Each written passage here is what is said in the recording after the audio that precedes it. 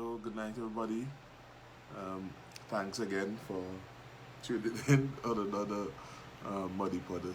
Good night. So we just wait until persons join us. Yes. Yes, and we will also do a little sharing or what have you. Yes. Good night. Good night. Hi, Jeanette. Hi, Sia. I always look forward to seeing you guys. Yes. So nice for you guys to be on. Yeah. We're just waiting for some other folks to come on before we start. Yes. Just looking at my hair here to see if it's okay. That's work before the camera. Oh boy, but I hope you guys are doing well, are keeping safe. We continue to try to encourage everybody to just do their best to stay safe in this difficult time. Flu season is on us, sinus season. Hey family, along to see y'all. Flu season is on us, allergy season is on us, all coupled with COVID. So we just always want to encourage you guys to stay safe, wear your mask, even though what you believe is different to what the scientists or whatever are saying. The reality is that it is there and we have to protect ourselves, right? Mm-hmm. So we are going to be talking about something very important, very somber tonight. Current. Oh, thank you so much, Sia. She says my hair looks great. Thank you. So definitely, good night, Nikisha. We really want, as usual, hear from you guys, and with your comments, your questions, whatever feedback you have. We'll be throwing some questions at you tonight as well, just to get you more engaged in the discussion. Yeah, so Nevin is here. Yes. Tell them what the topic is. So tonight we're going to be, good night, Sharon. We're going to be looking at, let me go back. Okay, so on the 10th of October, I'm sure most of us are aware that we have an international day being celebrated. Probably not everybody. And so I'm going to tell you anyway, it's World Mental Health Day. And it is such a big issue, the mental health. I think people have talked about it, but we can't over talk about it. We're not going to be doing it in a regular way because, we do things a little differently. But tonight we want to talk about mental health. Hi, Cindy. In marriage, mental health, in relationships. Because I can guarantee you many relationships and marriages are struggling today because of mental health issues. And it's not a blame issue, but it's definitely a burden. And it's not a fault, but it's definitely something that can cause breakdown in the marriage, in the relationship. And so we want to really look at that. We want to hear from you guys again with your questions, with your comments. As it's such a sensitive topic as usual, we want to say if you know somebody or something, don't share names, and you want to share something, we're open to the sharing, but we want to make sure we keep people's identity confidential. Well, we always do it, but we just want to make sure because this may touch some people in a particular way. So we want to I haven't even shared anything. So I have you need to share. I have a question. What if you got married and then realized that your partner had clinical depression? What if you got married and realized that your partner suffered with panic attacks? What if you married and you find out that they are bipolar? Sorry for laughing, or schizophrenic, or whatever the mental illness may be. Would you stay? We want you to answer, those who are on. That's our initial question for tonight. And we want you to share. Please share the live. This is not one of the sexy topics, but it's an important topic, especially as we navigate this pandemic. Yes. So would you leave? Come answer. I see about 15 of you on. Would you repeat the question? If after you got married, you found out that your partner would have suffered or still coping with a mental illness, what would you do? What if you found out they had depression? Actually, we are big fans of Married at First Sight on Lifetime. We watch it That's our time to watch something together. And very early in the relationship, one of the couples, he told her, I'm somebody who struggles with depression, and she had some second thoughts. To this day, well, we don't know if the relationship will work out, but that became a discussion point for her. What after you fell in love, you're head over heels, you had a wonderful ceremony, you went on a cruise for your for your honeymoon, then you went to Bahamas and so forth. The next thing you come home 1 week after, you say, honey, I have something to tell you. I am so and so. I have this mental right. health issue. And we want you to also know, and I think Billy will back me up with this, having a mental illness doesn't make you less of a human being. Mm-hmm. Having a mental illness is not different from having any other illness. Mm-hmm. Yes? And so we want to put that out there, because some people, Cindy said I would leave, but if it gets, I would not leave. But if it gets worse, and would engage my life, I would leave. Okay, interesting. Sia said, not an easy question. What if there's physical danger to you or others? I guess it depends on the severity of the illness. My initial thought is, yes, I would stay. Good night, Luana. Right. And then, what if your partner is somebody who developed it during your marriage? So we're gonna let them answer. We're gonna just start, because you see the two comments we're getting so far. I think I saw Sharon saying when she's dating, she'll do all her inquiries. But the truth is, sometimes some things are not shared, or sometimes we are so blinded by love that we ignore something. Or maybe you're afraid of the response. Yes. But that's not a good reason. So let me throw this out there. If you are somebody, whatever your baggage is, I think it's something you have to share. Yes. Your mental, if you had a mental, because your mentally, we need to desensitize. Yes. And remove the stigma. Yes. Because you can have a mental illness and still be a success. In fact, some of you go to doctors, flying planes, what else? With people who have serious mental who have illness.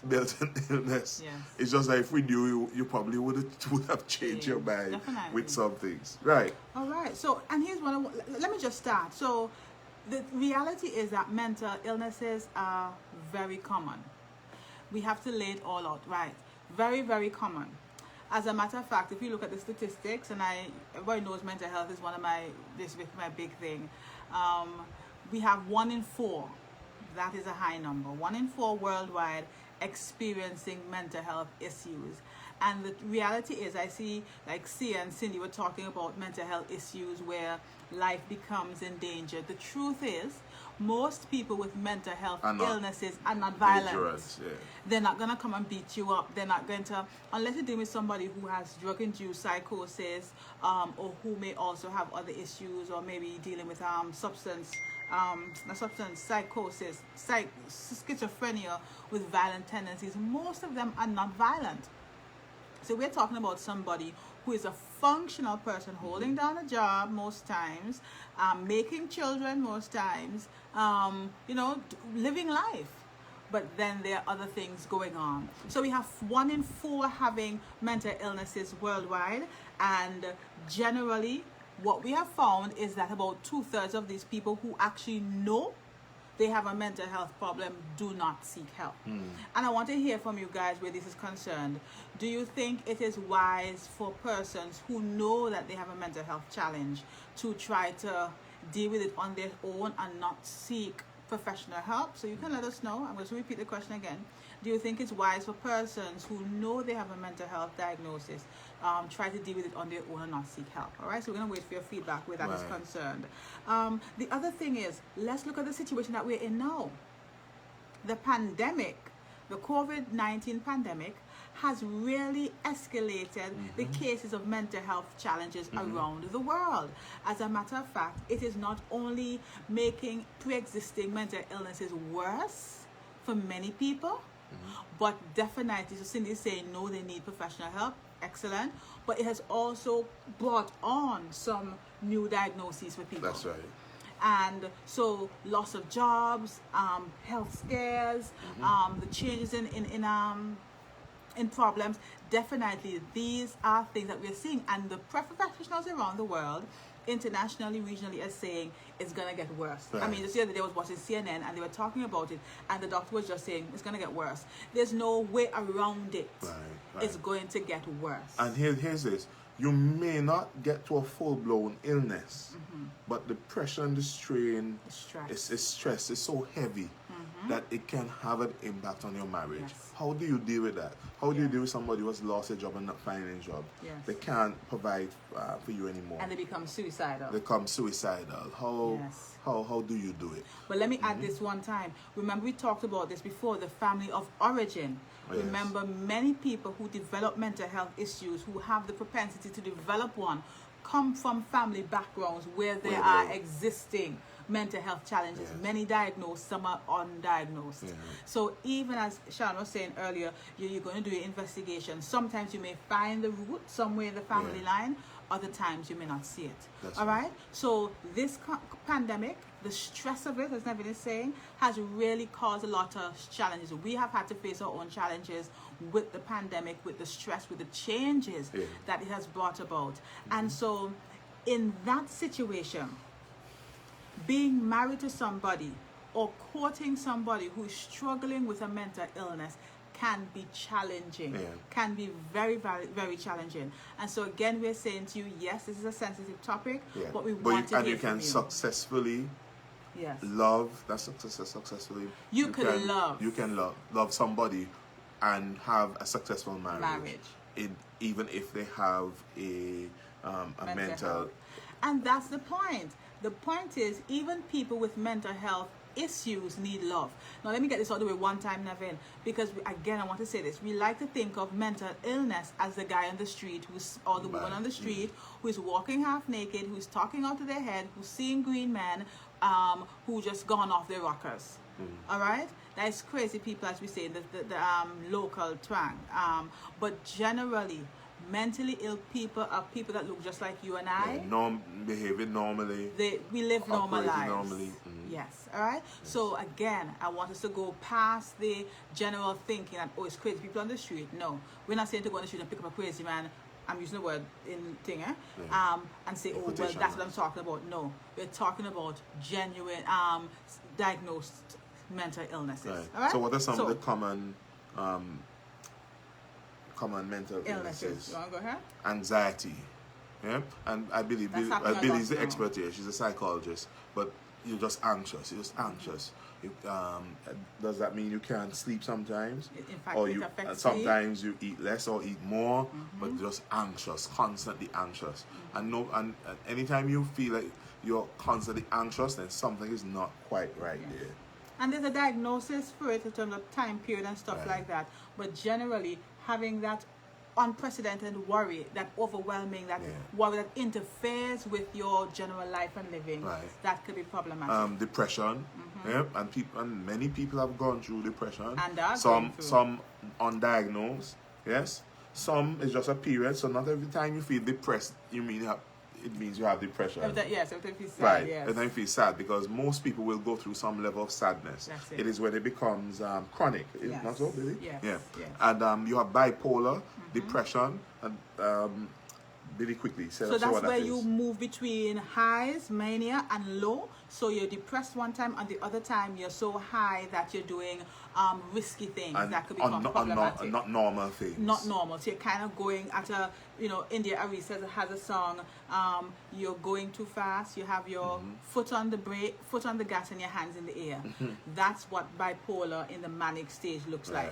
Your foot on the gas, your hands in the air. Then we also have schizophrenia. This is one of what we call the psychotic disorders. There are others like this, like we have, but this one generally has a lot of the psychotic features of losing touch with reality. Could be just for a period of time until they're stabilized.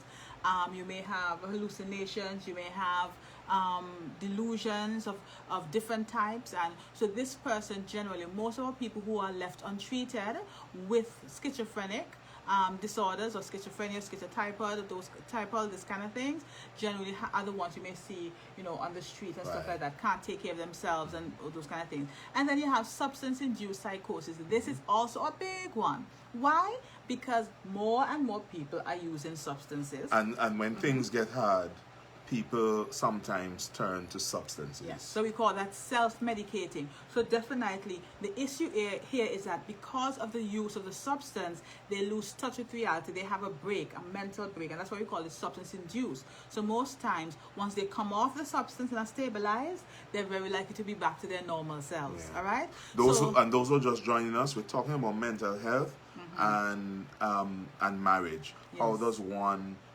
deal with if somebody dealt with a mental illness before? We said, are you going to stay in your marriage?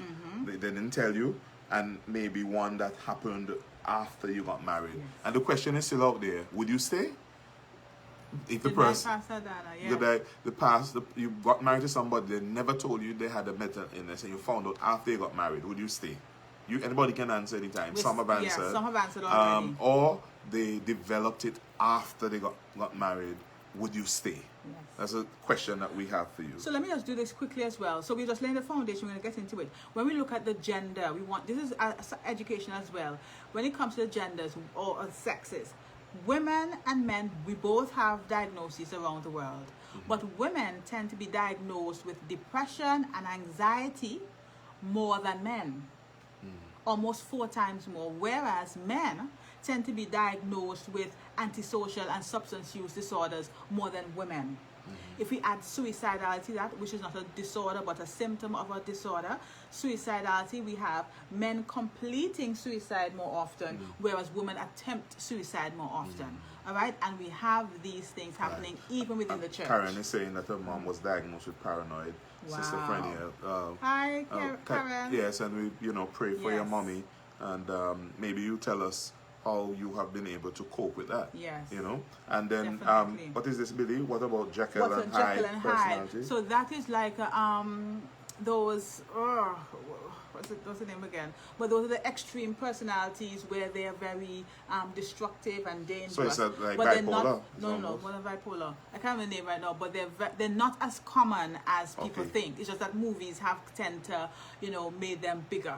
Oh, so right? they change into different personalities? No, that's the one where they're dangerous. Okay. Like that movie that everybody likes, Yeah. that bald head man. Okay, so Okay. yes, we're gonna come back to that. But yes, Cindy, they're not as common as people think. Right.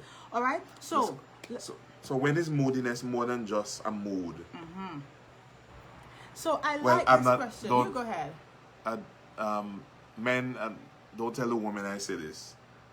Women can be moody sometimes, eh? Come on, tell the truth, woman. You can be a little moody. So go on. But mood swings are rapid and intense fluctuations in mood. And when they are intense, occurring often and inappropriate for the situation, and when they disrupt your everyday life and quality of relationships, it may be more than just moodiness. So I want you to see what the difference is. It's not just mood. Some people have changes in Yeah, moods and a and so mood for forth. that, and a But mood for it's this. when it disrupts your quality of life and your relationships, when it is more than a mood. And so definitely, sometimes you may experience a spouse behaving in ways that just don't seem right. You and your spouse decide this is how we want our marriage to be. This is how we want to interact. They're operating totally different to that. It's like they say one thing today, and then when it comes time to act it out, it's a totally different person you're seeing, a totally different behavior. When you have that, when you have persons basically always in arguments or disagreements, or just often, like we just said before, being so moody, this can in one or many ways destroy the marriage. One, because persons don't really may not understand what is going on, and it can become very unbearable. Imagine living with somebody who is always... So wait. Go So ahead. we don't want to mix that up with that being the situation. That doesn't Right. mean there's a mental illness. So every touchy person doesn't mean they have a mental illness, but many times that is a symptom of it. Okay. Right? So when you have persons, like we said, always in arguments, can't fulfill their duties, always creating issues, cannot, live up to their expectations. Sometimes it could be something more than just the person being unkind, unwilling, but it could actually be a mental health issue going on there. All right? So we just want to lay that foundation.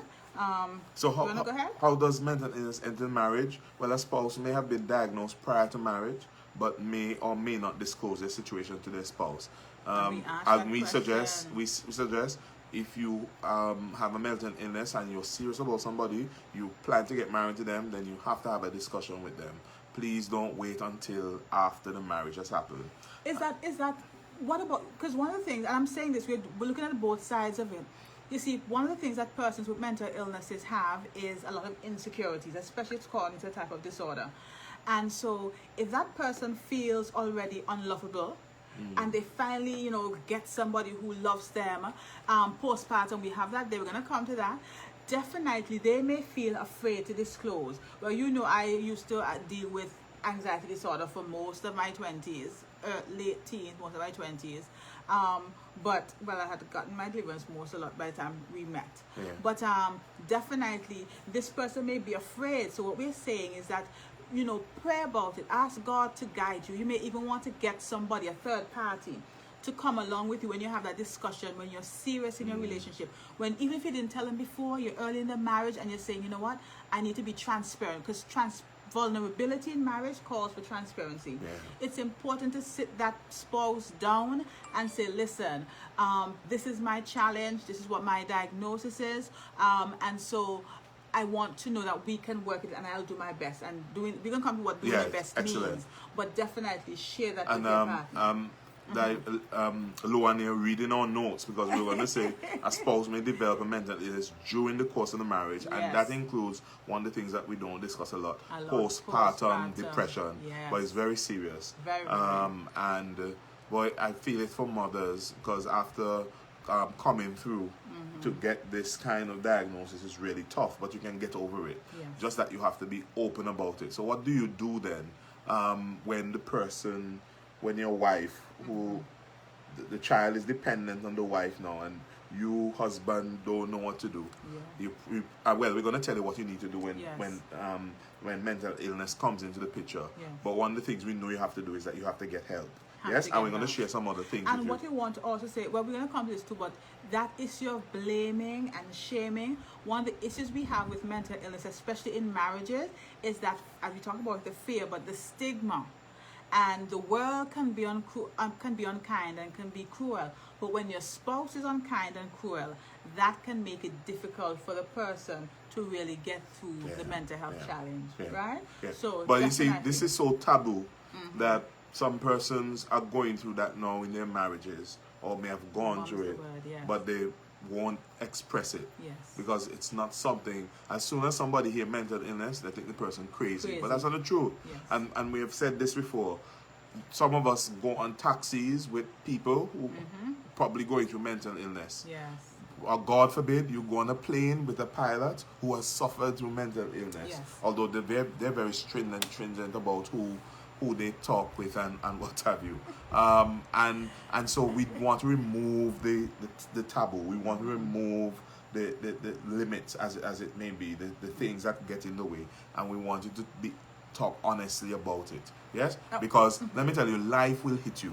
Yeah. A hard economic situation can take up the stress level. A loss of a child. Postpartum depression, all kinds of things can happen in life. And one of the things that can destroy marriages and affect them is unplanned events. Yes. Let me tell you, if you're new to marriage and you have never had an unplanned event, unplanned event coming. Just wait. Yeah. And we're not saying we're not praying doom into your marriage, but life will happen. Yes. And we hope that is not something destructive. Yes. But let me tell you, you just have to know that they will happen. But we believe that God is able to keep us, because we have experienced it. There's a number of things we have experienced, and we can testify that you can get through that trouble and get through that unplanned event. There's some comments I want to look at them. Yes. But one of the things So how does mental illness affect marriage? Yeah. So we had the 2 points about how it shows up. Yeah. Definitely. Now I want to add this one. Sometimes the stress of the marriage itself, can become so stressful.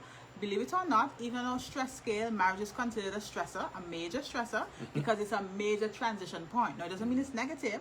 Even positive things can become stressors. So many marriages have been linked to, especially marriages where there are abuse or unmet expectations or just so many things going on, have been linked to mental health issues developing. Right. I also want to give the positive side of this. I want to ask a question after. Right. So the research shows that married people are more mentally stable and happy and so forth. So in a good marriage. In a good marriage. Yes. But I think when they did the research, they considered all marriages. Yes. And it has come out that, in fact, it can be a good thing mentally. It's a positive thing. Right. So I want to ask you this, Pastor. So, and this is for some of you who may be afraid as well. So there's some churches who say, I've had many clients who have said that. They come with such shame and fear.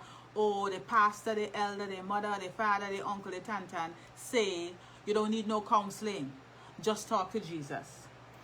As a pastor, do you think it is wise, or do you think it is godly, it is of Christ, for a person to seek mental health or psychological or psychiatric help if they find they are experiencing symptoms of what could be a mental health issue? So they have to go and get diagnosed. Do you think it is? Absolutely. Absolutely. And that doesn't mean you can't talk to Jesus too. Because there are things that Jesus can do that the psychologists or psychiatrists or the experts, they can't do. So I want to affirm that Jesus is a healer, but God has given us intelligence, given us tools that we can use to deal with the issues that come in life. And when those things fail, there is where Jesus comes in, because he specializes in what is impossible. But you must seek the help. Don't just pray about it. Yes, prayer is important. Yes, but pray and act. Pray and act. Faith without works is dead. So please know God, because there's this anti-doctor, anti-medicine, anti-science movement in the world right now. But we want to know, even taking medication, there's some people who teach, including godly people, don't take the medication. So let's say you're diagnosed with a clinical depression, they say don't take the medication. No, please take the medication. We're not saying that you should live on it and be but ignorant. The medication provides a time and a space for you to be able to get yourself in order. Yes, and so if you have bipolar, it's very likely you'll have to use that for the rest of your life. And some people. Yes. So let's deal with. So Cindy said, what advice would you give to someone who is going through mental issues, however the partner cannot deal with it anymore and is unfaithful? Well, that last part of the partner being unfaithful is another stressor that could intensify the symptoms and the experience of the mental illness for the person. In a case like that, it's so important that both of them, now, until both are ready, whoever is willing to go and get some help. And like Nevin just said, we're not saying one or the other. As a matter of fact, it's important that while you seek your psychological, your psychiatric help, you constantly keep it before God. Because God is going to do things and can and will do once you avail yourself to him that no other scientist can do. And I can share briefly my struggles with anxiety over the years, since I was about 16, 17 years until about late 20s. I mean, my deliverance came, and I went to psychologists, and I shared this story, once or twice. My deliverance came not through psychological intervention, but my deliverance came really through the power of Jesus Christ. And so if I had just shut off praying or shutting off the aspect of deliverance, I would have missed my breakthrough and just depend on psychology, and vice versa, because even after deliverance, there were some things I had to do and that's that practical. The psychological teaching would have taught. Those who deal with deliverance know that after you have gotten the deliverance, there's still some things that you have to do. You have to operate in knowledge. You have to do certain basic things so that you don't go back where you were. Yes, that's so really even good. the single people, we're saying you're dating somebody, if you see signs coming up, you ask questions, and you observe the patterns, because if it's one thing about many of these things, they're patterns of behavior. Yeah. But let me just go back to what Cindy was asking. Definitely they should go and get help. And one of the things that is important is that for that non-impacted, that partner who does not have the mental illness, to educate themselves about what it means, because what is actually happening is that they're trying to cope and escape and detach themselves from what may be a stigma to them from the mentally ill partner.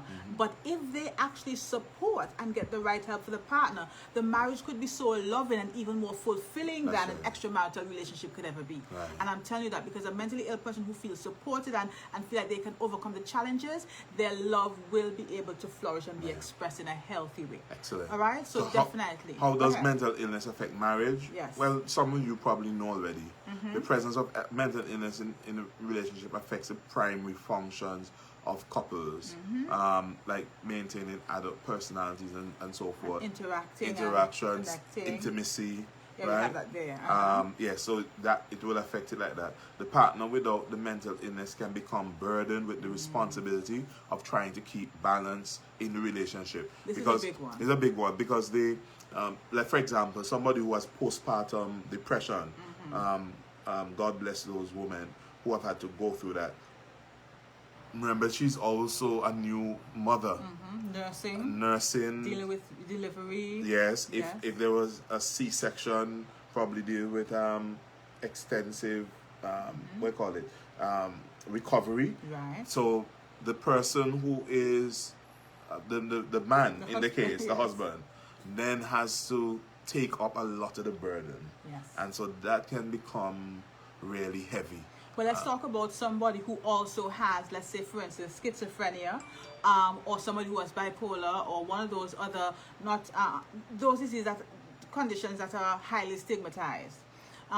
What happens is that oftentimes they try to hide the issue, so the burden becomes, how do I keep it private?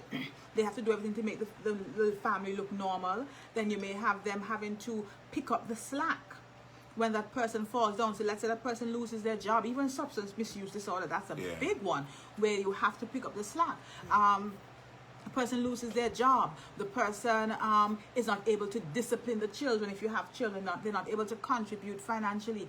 The non-mentally ill partner will now have to pick up that strain, and so many times they become the caretaker, who then can develop physical issues and also mental health challenges. Yeah. So we're going to come to how we can try to Deal avoid with it. that. So Yes. also, person who is how it affects your marriage is likely to lead to high levels of dissatisfaction in the marriage, or even the dissolution of the marriage, especially if persons are not fully aware of what they're dealing with. And even when, like Cindy was saying, even when they're aware, some may choose, I can't deal with this, Can't I deal don't with it. need this, in the long term I know something wrong with you, I should never deal with you. And even what I'm saying there, some partners do that, and they hit at the mentally ill person, and that lowers their self-esteem. It makes it more likely that they're going to stay in that mentally ill state. Right. We know the power of Jesus Christ is great, and so if you are somebody who is married, who is dating somebody with a mental health struggle, it is important that you learn to speak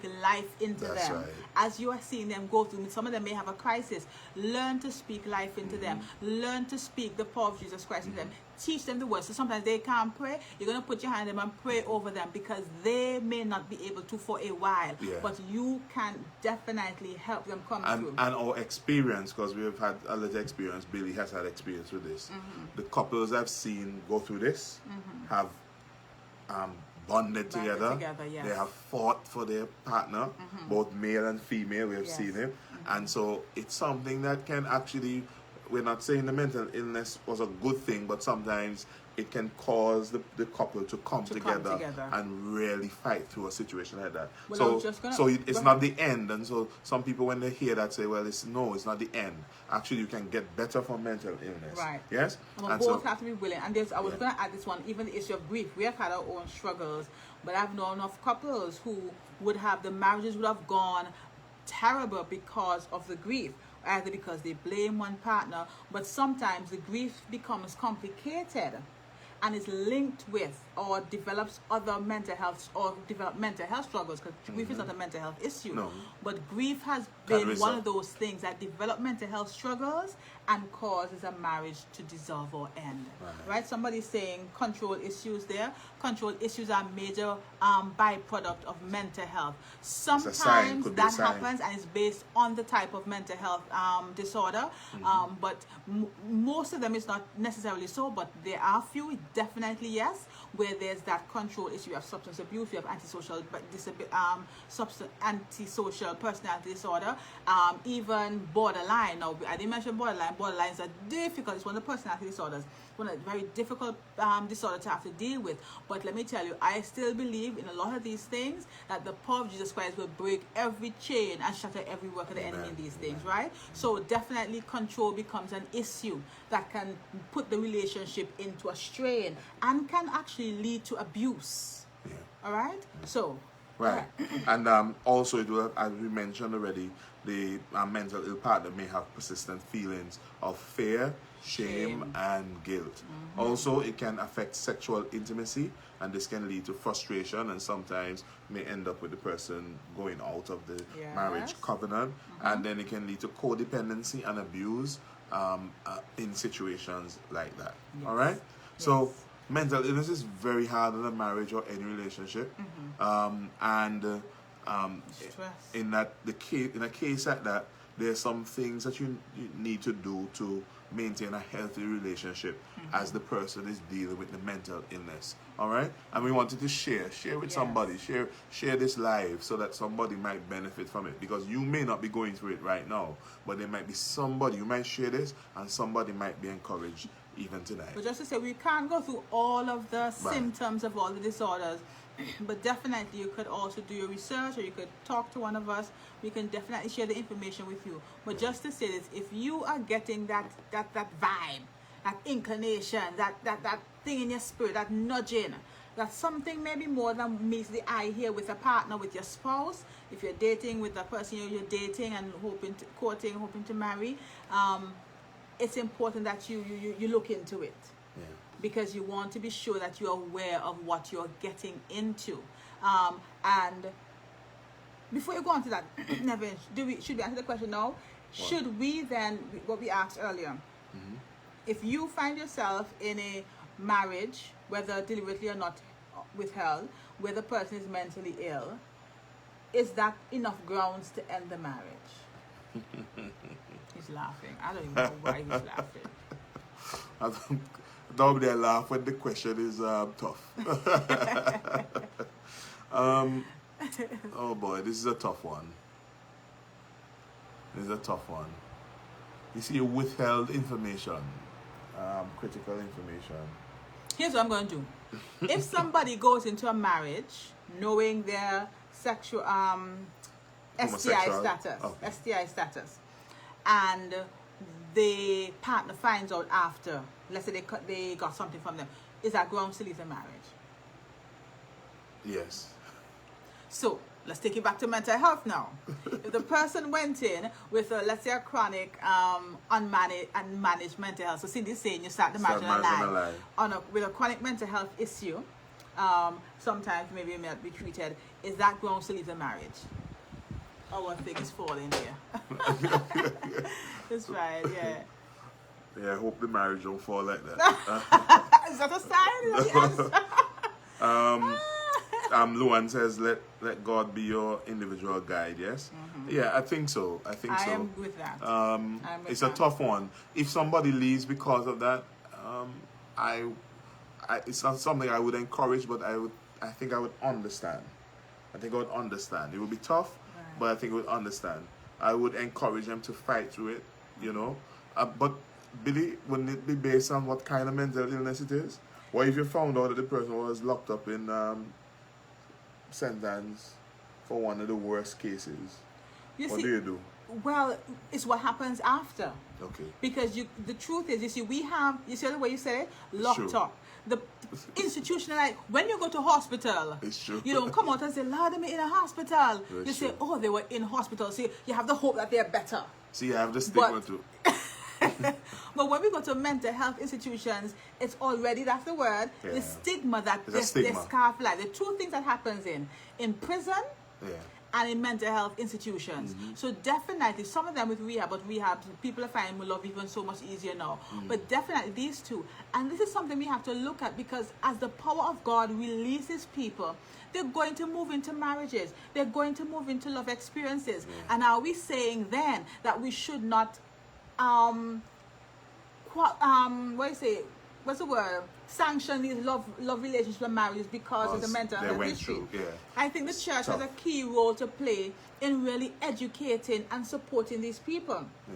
so that they feel safe and feel okay to be vulnerable, not only with their partner, who sometimes, as we said before, it may be too much for them, but they can come and say to the pastor, the elder, somebody you have trained in the church, and Yes. listen, right now I find myself in a rough place, and I feel my wife or my husband suffering. Help me through it. Yeah, You know, rather than feeling I have to end the marriage. So I like Luan's Yeah. answer, let God guide you. Yeah. I wouldn't automatically say yes Yeah. or no, but definitely, because it's very individualized. Yes. And there are schizophrenics who have had loving relationships. Yeah. And good lives. And too. good lives. They're Down syndrome people have had good lives and yeah, marriages. yeah. So we can't sit here In and America, you see them, but our it's not culture very has a long way to go Yeah, it's in true. promoting openness and related normal to living those with these things. kind of things. Nikisha Definitely. said, I say no, it's not grounds for divorce unless every resource has been exhausted, whether you knew Whether you beforehand knew. or not. Okay. Yes, I think so.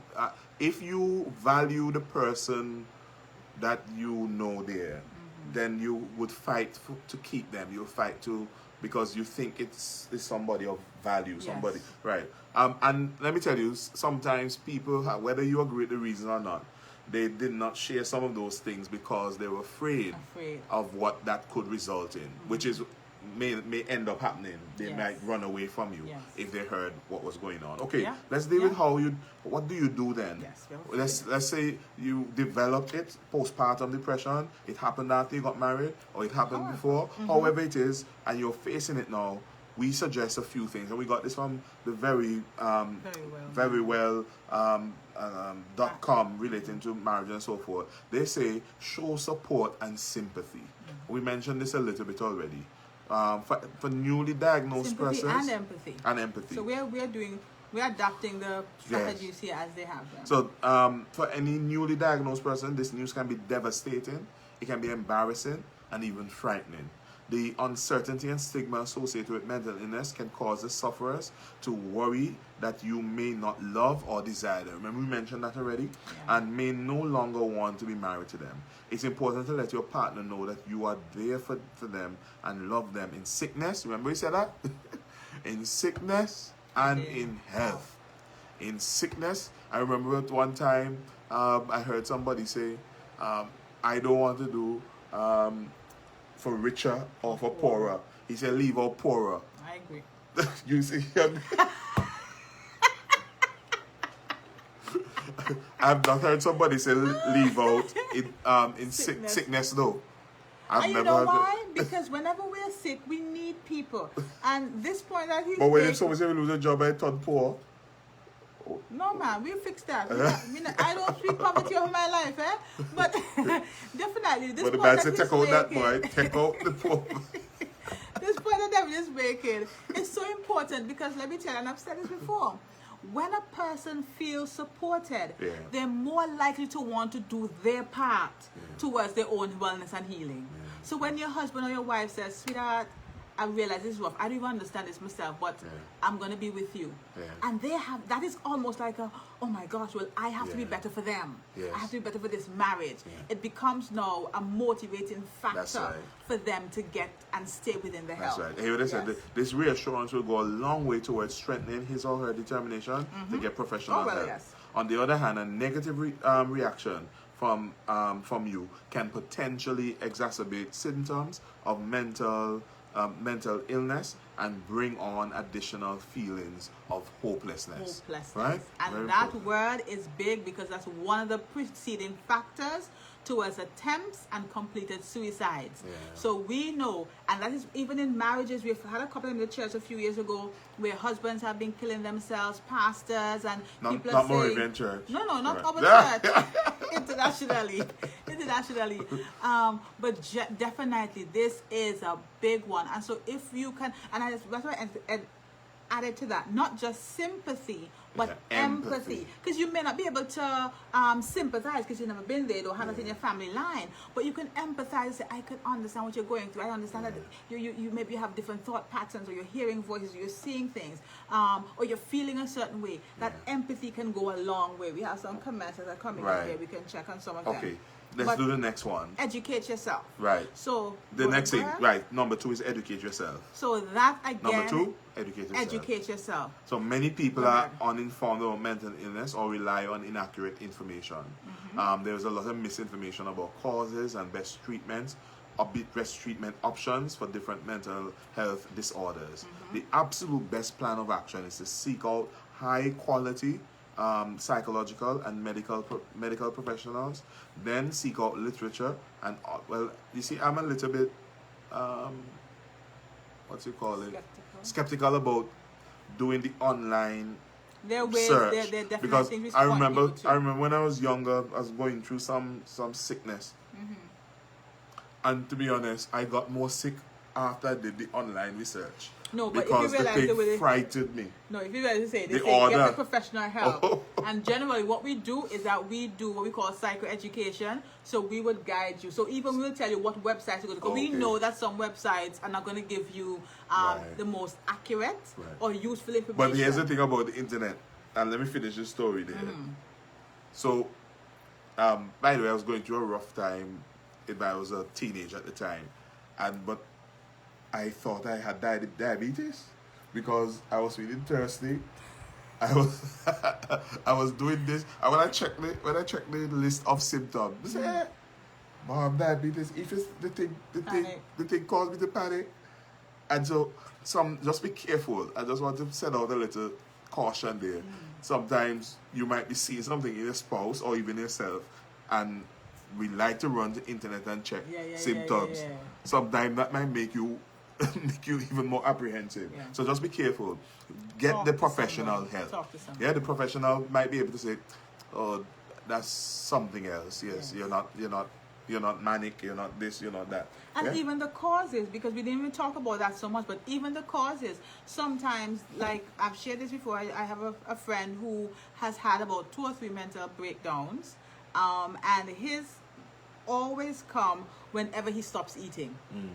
Because his sugar level gets low. People don't even understand that. The nutritional state affects your mental health. So every time his stress level gets very high, he stops eating, and within a matter of time, sometimes within 7 days, he's in the psych ward. And people say, but it's going to happen. But he just hasn't had that, that coping skill yet to understand, listen, things are getting off, make sure you eat. All right? So definitely, the next one. So that's one. Number 2, educate yourself. But the other one is, do not become a therapist or an enabler. Oh my goodness. So, I saw something the other day I posted on my Facebook, my Impact page, where it said, it's good to have friends to talk to, but they cannot be a therapist. And that's absolutely true. The difference is you need a support system. As a matter of fact, every therapist will say to you, ask you or say to you, what is or get a support system, one that can help you, because it's not wise to necessarily go through help for all the years. As a matter of fact, think about the word of God.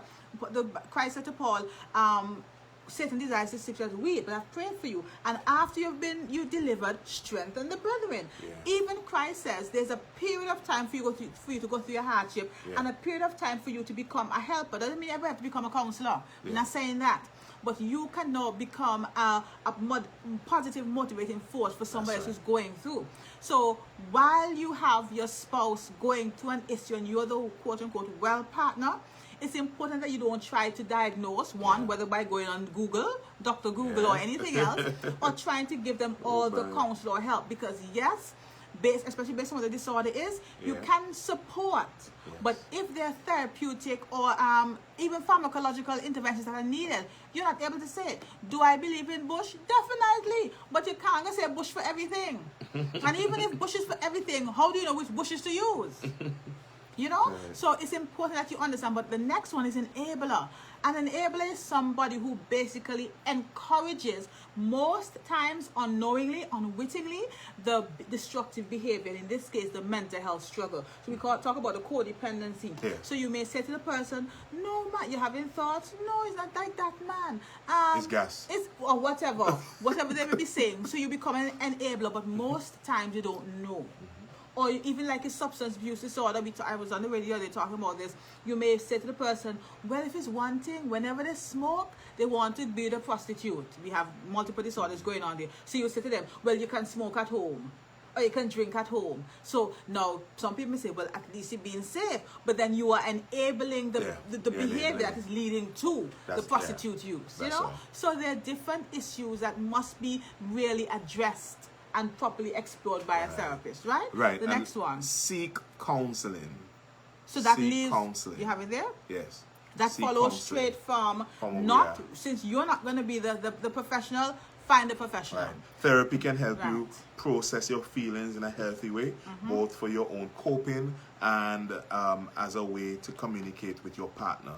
Counseling is a fantastic resource to help gain perspective, guidance, and equilibrium in a situation that can otherwise quickly get out of hand. Yes. All right? And the thing is, counseling will not only help the mental health issue, but if you have a good counselor, or if you're willing to do 2 types of counseling, you could also get tools and help to rebuild the marriage right. and strengthen the marriage. So what you get in there is 2 for 1, kill 2 birds with 1 stone, those in Antigua.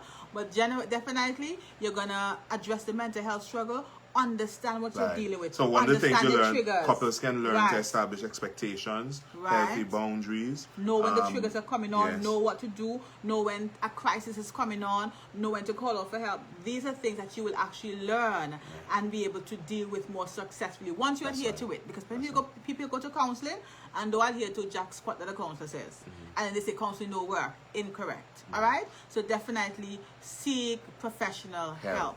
And while we seek professional help, we also say to you, engage spiritual help. If your counselor is not somebody who is spiritually minded, engage spiritual help. Have your pastor be privy to some of it, or your prayer warrior in a church. Somebody, if you're not a Christian, that may be different. You may want to seek somebody else. But let me tell you, whether you're a Christian or not, whether you're a faith or spiritual person or not, I will guarantee you, and the science shows it, that the spiritual aspect of any mental health disorder has often been a reparative path. Yeah. So you must allow you must allow that the Spirit of God to also intervene. As a matter of fact, let that be the foundation. That's right. And let it be the tip off, the end all of it. Because at the end of the day, God can do miraculous things. He can take the man off the street. I saw a picture the other day of a lady on Facebook. She was on crack, and they have a picture of her where 9 years later she got saved. I'm like, this lady's so beautiful. But when they saw her picture when she was on crack, we know crack messes people up. Heroin, it was heroin. Yeah.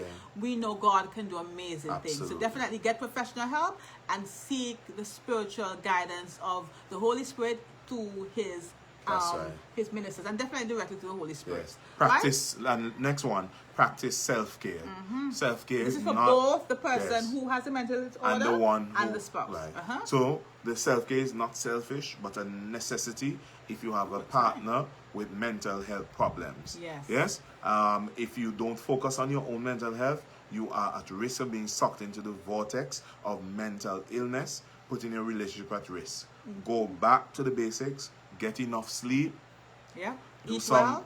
regular physical activity. Eat well. Spend time with friends and loved ones. We can't do it as much in this COVID period, but there's a limitation. And engage in activities or hobbies that you enjoy. Pray. Yes. Worship. Right? Seek the presence of God. So be very careful about getting to the point where you experience caregiver fatigue or burnout. And that is for the person who is not dealing with the mental illness themselves. They're not the one who has a mental health problem. But definitely, I cannot reinforce this enough. We have like 8 minutes left here tonight. But definitely, you see, this self-care, very important. And what happens is that a lot of times, people with mental health struggles, they actually have deficiencies or problems with their eating and their sleeping. The very things that they need to help the body and the mind heal. So like I tell my clients, because I do a holistic work with my clients, what you eat affects your very brain. And so we have found that magnesium deficiency has been linked to depression. There are some other minerals and vitamins and so in the body that are linked to mental health struggles. So it's not just, oh, I don't feel so good, so don't eat. Most times we have to say to you, you need to eat. You need to do this. The gut health, very much linked to a lot of these things. And so definitely allow yourself to eat. Most times people who are depressed, they want to sugar. That's because the brain, that's how the brain is working, because it's trying to make them feel better. They want to sugar, they want to salt, but that is the very same thing as depleting the nutrients they need for better mood. Right. All right? Let's just go back quickly. If your partner, that was the last one. If your partner is going through mental illness, if that has entered into the marriage, show support and sympathy. Educate. 1, 2, educate yourself. 3, do not become a therapist or an enabler, right? And therefore, you need to seek counseling. Number 4, encourage them to go. Seek counseling and go with them. Go with them. And then lastly, practice self-care. That also includes spiritual care. Yes. But avoid burnout, sleep, eat well, etc., etc. But definitely, before we end, because we just have 5 minutes, we are saying to you, mental health challenges can happen, but do not. So we're saying what you should do. Here's what you don't do. Don't shame and blame. Don't shame and blame. Don't say it's your mother and it's your wickedness, because we've heard some of these things and you're not changed. And this is a big one. I've heard this one. I remember hearing some clients with this one. This one really, nothing wrong with you. You know, there's some who have said that. There's nothing wrong. She just pretending. Or he just pretending. Them lie. Them wicked. It's them deeds. And I remember I sat there. This was a schizophrenic person. Clear from, you know, I mean, when I got the history, like, okay, well, we started from the beginning. Got a diagnosis again here. Same thing. And I'm like, the family was still saying them lie. The boy will lie. He wicked. And he just lazy. But if you do that, you make it very less likely for the person to get help and to recover. Again, remember, mental health diagnosis is not the end of a life. Nor is it the end of your marriage or love relationship. Yes. You can love someone who is mentally ill. Yes. Your marriage can flourish in spite of it. Yes. So ask yourself if you're responding well to the new scenario or to the challenges in your life. Are you stepping up in the way that you'll be proud of, or are you avoiding doing your part to help your partner, your family, your relationship, your marriage, and yourself? So there's some questions that we can ask ourselves. But in this pandemic period, when the stressors have been multiplied and the stress level is higher, I can assure you this has pushed some couples together. But I'm sure it's going to have an impact on most marriages. Yes? And relationships. So you have to be able to navigate that and realize that your marriage and your relationship can flourish even in a context where there is mental pressure and stressors. So can I say this last one for the single people who are dating, who are not married yet? What if you discover while dating and courting that this person that you love does have a mental illness, and you have, with prayer, with consultation, decided, I don't think I can live with this? How do you leave? The point is, you have to make that decision for yourself. We're not saying yes, you should leave, or no, you shouldn't.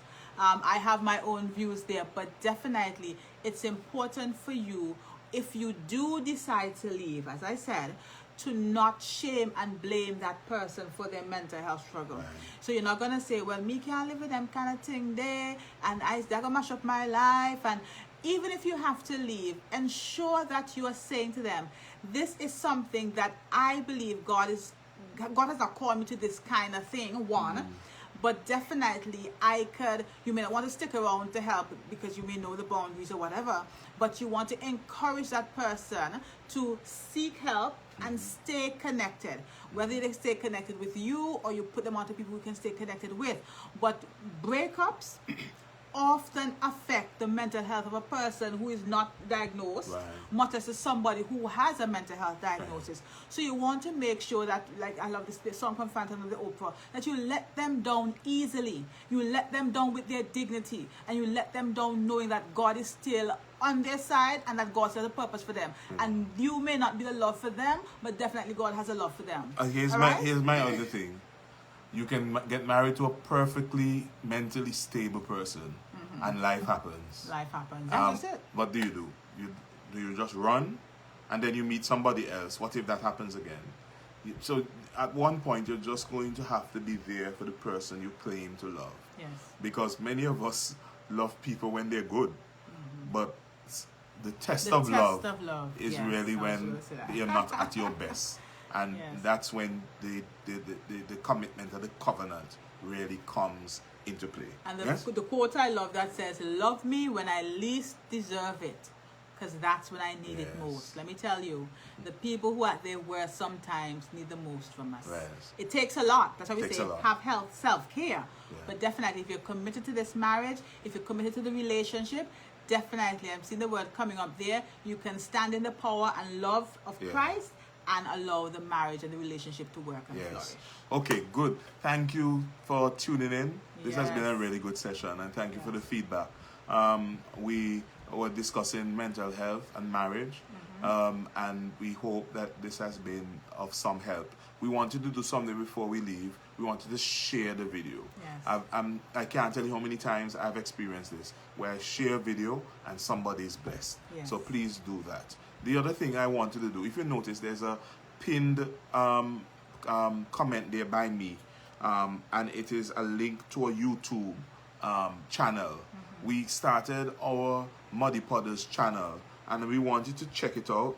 What we want you to do is touch that link, and then you can subscribe. So just touch the part where it says subscribe, and when you subscribe, you have access to all of our discussions that we've had in the last 2-3 months. And just so that you know, we have discussed quite a few things. We have discussed foundational building blocks for marriage. We have discussed family matters, family of origin. This is such a big thing. Yes. We have discussed the topic finance, more money, more problems. That's a question. We have discussed finance. Yes. You go back and you can check dealing with unplanned events, dealing the topic of unequally yoked. We have dealt with sex, marriage and children, forgiveness, submission. Yes, we have dealt so with many quite more a to come few topics: trust, conflict resolution, rekindling the love, relationships with the opposite sex, and exes. We have dealt with a number of those things. So we want you to check all of that out. Our page. Amen. Definitely, yes. So already, thank you. You Yes. can always Go look- and subscribe. Yes. Yes.